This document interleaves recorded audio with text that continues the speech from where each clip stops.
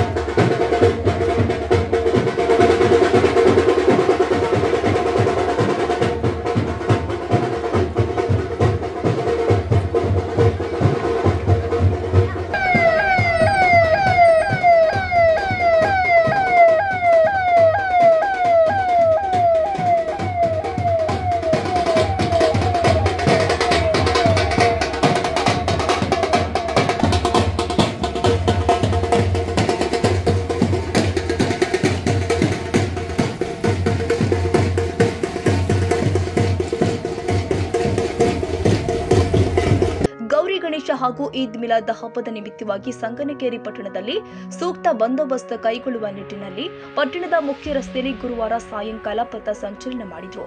ಈ ಸಂದರ್ಭದಲ್ಲಿ ಘಟಪ್ರಭಾ ಪೊಲೀಸ್ ಠಾಣೆಯ 80 ರಿಂದ 100 ಜನ ಪೊಲೀಸ್ ಸಿಬ್ಬಂದಿಗಳು ಈ ಒಂದು ಕಾರ್ಯಕ್ರಮದಲ್ಲಿ ಪಾಲ್ಗೊಂಡಿದ್ದರು.